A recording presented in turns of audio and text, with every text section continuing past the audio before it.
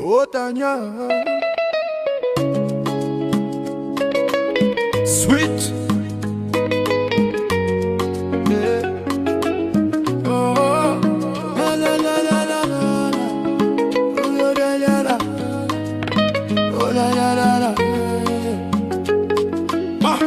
Et ce n'est pas comme l'erreur du monde qui font l'erreur de prouver par la chute d'une pensée étrange la preuve que leur prière n'est rien. Car si l'on avait prié comme il faut et correctement, des pensées étranges ne seraient pas tombées en lui. Oh. Et la vérité serait comme leurs paroles, si c'était une seule âme seule qui priait et qui pensait et qui méditait les pensées étranges. Mais la vérité vraie est qu'elles sont deux âmes qui se font la guerre l'une contre l'autre dans le cerveau de l'homme, chacune désirant et voulant régner sur lui et que le cerveau soit rempli d'elle seule. Et toutes les pensées de Torah et de crainte du ciel viennent de l'âme divine.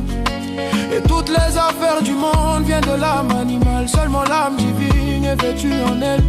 Et c'est comme l'exemple d'un homme qui prie avec intention et que se tient face à lui un idolâtre impie qui s'entretient et lui parle afin de le troubler, le conseille en cela et certainement de ne pas lui répondre, ni en bien ni en mal, et de se faire comme un sourd qui n'entend pas, et d'accomplir ce qui est écrit. Ne réponds pas au sot selon sa sottise, de peur que tu ne lui ressembles toi aussi.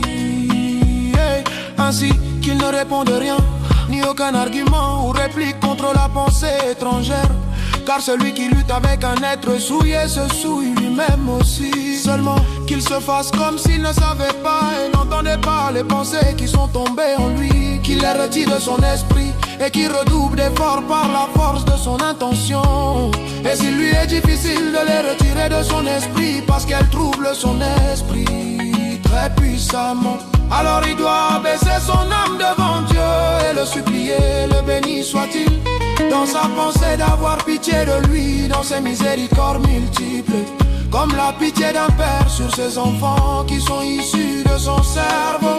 Ainsi Dieu aura pitié de son âme qui est issue de lui, béni soit-il, pour la sauver des eaux impétueuses. Maï Masdouni, et pour son propre nom il la dira, car la part de Dieu est véritablement son peuple. Merci Hachem.